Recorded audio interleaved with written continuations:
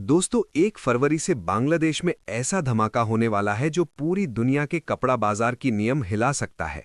ये कोई मामूली खबर नहीं है, बल्कि ऐसा फैसला है जिसकी गूंज अमेरिका से लेकर भारत तक सुनाई देगी। एक पुरानी कहावत है, जबान से निकला शब्द और बंदूक से निकली गोली कभी वापस नहीं आती। और जब हालात इस मोड़ पर पहुंच जाएं कि दोस्त भी दुश्मन बनने लगे, तो समझ लीजिए मामला बेहद गंभीर हो चुका है। आज बांग्लादेश सरकार ठीक दो कुओं के बीच फंस गई है। अगर वो एक तरफ झुकती है तो करीब 10 लाख नौकरियां खतरे में पड़ जाएंगी, और अगर दूसरी तरफ जाती है तो 40 लाख नौकरियों के साथ साथ देश की जीडीपी का लगभग 15% हिस्सा गायब हो सकता है। सवाल ये है कि आखिर बांग्लादेश को इस खतरनाक मोड़ पर किसने ला खड़ा किया? नोबेल पुरस्कार विजेता मोहम्मद यूनुस, जिनसे उम्मीद थी कि वे बांग्लादेश की डूबती नैया को पार लगाएंगे। आज उन्हीं की नीतियां बुरी तरह बैकफायर करती नजर आ रही हैं। बांग्लादेश, जिसे पूरी दुनिया garment factory of the world कहती है, वहां अब 100% टेक्सटाइल मिल्स बंद होने की तैयारी हो चुकी है। जी हां दोस्तों, पूरी की पूरी स्पिनिंग मिल्स एक साथ बंद होने जा रही हैं। ये खबर सिर्फ बांग्लादेशी मीडिया तक सीमित नहीं है, बल्कि भारतीय मीडिया में भी आग की तरह फैल चुकी है। कपड़ा मिल मालिकों ने सरकार के सामने हाथ खड़े कर दिए हैं। उनका साफ कहना है कि ये कोई धमकी नहीं, बल्कि उनकी मजबूरी है। हालात ऐसे बन चुके हैं कि अब फैक्ट्रियां चलाना उनके लिए नामुमकिन होता जा रहा है। तो आखिर ऐसा क्या हुआ कि बांग्लादेश का सबसे मजबूत उद्योग आज तबाही के कगार पर खड़ा है? इसके पीछे कौन सी नीति जिम्मेदार है, और इसका असर पूरी दुनिया के कपड़ा बाजार पर कैसे पड़ेगा? पूरी डेवलपमेंट क्या है, ये जानेंगे इस वीडियो में। लेकिन उससे पहले इस वीडियो को लाइक करें और चैनल को सब्सक्राइब जरूर करें। दोस्तों 1 फरवरी से बांग्लादेश की सभी टेक्सटाइल मिल्स अनिश्चित काल के लिए बंद होने जा रही हैं। ये कोई छोटी खबर नहीं, बल्कि ऐसा झटका है जो पूरे साउथ एशिया की अर्थव्यवस्था को हिला सकता है। सवाल ये है कि जिस देश की सबसे बड़ी इंडस्ट्री दुनिया को कपड़े सप्लाई करती थी, उसके पास आज बिजली का बिल भरने तक के पैसे क्यों नहीं बचे? इस पूरी तबाही के पीछे एक ऐसा नाम सामने आ रहा है जिसने सबको चौंका दिया है: भारत। क्या वाकई बांग्लादेश की हालत भारत की वजह से हुई है, या इसके पीछे मोहम्मद यूनुस की एक ऐसी शानदार गलती है जिसने पूरी इंडस्ट्री को तबाही की ओर धकेल दिया? कहानी की शुरुआत होती है एक बड़े ऐलान से। बांग्लादेश टेक्सटाइल मिल्स एसोसिएशन ने साफ कर दिया है कि 1 फरवरी 2026 से उनकी सभी मिलों पर ताला लग जाएगा। उन्होंने सरकार से दो टूक कहा है: जब तक ड्यूटी फ्री यार्न और धागे के इंपोर्ट को नहीं रोका जाएगा, तब तक फैक्ट्रियां चलाना नामुमकिन है। मिल मालिकों का कहना है कि उनकी इंडस्ट्री अब फाइनेंशियली पूरी तरह खत्म हो चुकी है। कैपिटल सूख चुका है, और हालत यह है कि फैक्ट्रियां बेचने के बाद भी कर्ज नहीं उतर पाएगा। न कर्मचारियों को सैलरी देने के पैसे बचे हैं, और न बैंकों की ईएमआई भरने की ताकत। अब सबसे बड़ा सवाल यही है कि बांग्लादेश, जो कभी कपड़ा उद्योग में पूरी दुनिया में आगे माना जाता था, इतनी तेजी से इस हालात में पहुंचा कैसे? इसके पीछे दो बड़े कारण बताए जा रहे हैं, और हैरानी की बात यह है कि इन दोनों का सीधा कनेक्शन भारत से जुड़ता नजर आता है। तो ये दो कारण कौन से हैं, और भारत का नाम इस कहानी में क्यों आ रहा है? दोस्तों, आज से करीब 8 से 9 महीने पहले बांग्लादेश की अंतरिम सरकार ने एक ऐसा फैसला लिया जिसने आने वाले समय में पूरी टेक्सटाइल इंडस्ट्री की किस्मत बदल दी। फैसला था भारत से आने वाले धागे यानी यान पर रोक लगाने का। सरकार ने लैंड पोर्ट्स और जमीनी रास्तों से आने वाले माल को बंद कर दिया, लेकिन समुद्री रास्ते यानी सी पोर्ट्स को खुला छोड़ दिया, और यहीं से कहानी ने खतरनाक मोड़ ले लिया। भारतीय एक्सपोर्टर्स ने इस फैसले में छुपा मौका तुरंत पहचान लिया।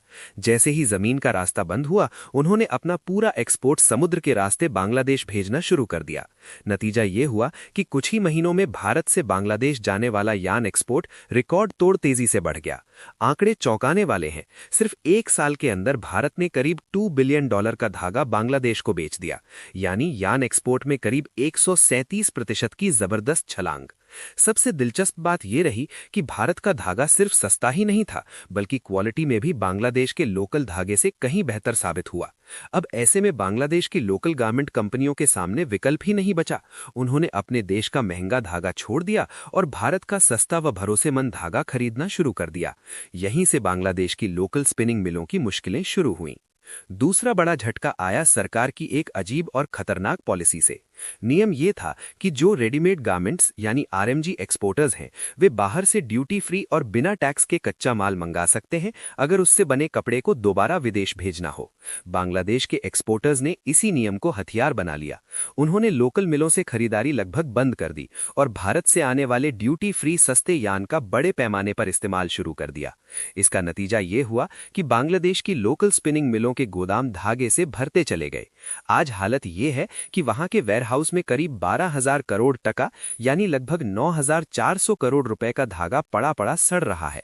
उसे खरीदने वाला कोई नहीं है, पैसा फंसा हुआ है, मशीनें खामोश होती जा रही हैं और इंडस्ट्री पूरी तरह जाम होने के कगार पर खड़ी है। इसी मजबूरी में मिल मालिकों ने सरकार को पहले 72 घंटे का अल्टीमेटम दिया था। उनका साफ संदेश था, अगर ये नीति नहीं बदली गई तो पूरी टेक्सटाइल इंडस्ट्री को बंद करने के अलावा हमारे पास कोई रास्ता नहीं बचेगा। लेकिन जब सरकार ने इस चेतावनी को भी नजरअंदाज कर दिया तो अब मिल मालिकों ने 1 फरवरी से पूरी इंडस्ट्री को पूरी तरह शटडाउन करने का ऐलान कर दिया है।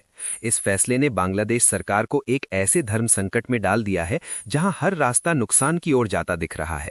आज सरकार के सामने सिर्फ 2 रास्ते हैं और दोनों ही खतरनाक हैं। एक तरफ खड़े हैं टेक्सटाइल मिल ओनर्स जो साफ कहते हैं, अगर भारत से आने वाला माल बंद नहीं हुआ तो हमारी पूरी इंडस्ट्री खत्म हो जाएगी। ये वही इंडस्ट्री है जो करीब 10 लाख लोगों को रोजगार देती है।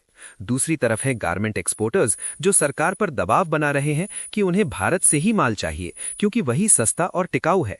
उनका कहना है कि अगर उन्हें महंगा कच्चा माल खरीदना पड़ा तो वे ग्लोबल मार्केट में मुकाबला नहीं कर पाएंगे और ये इंडस्ट्री अकेले 40 लाख लोगों को रोजगार देती है और बांग्लादेश की जीडीपी में करीब 15% का योगदान करती है। अब सबसे बड़ा सवाल यह है कि अगर सरकार मिल मालिकों की सुनती है तो एक्सपोर्टर्स तबाह हो जाएंगे और अगर एक्सपोर्टर्स की मांग मानती है तो देश की सारी लोकल मिलें बंद हो जाएंगी।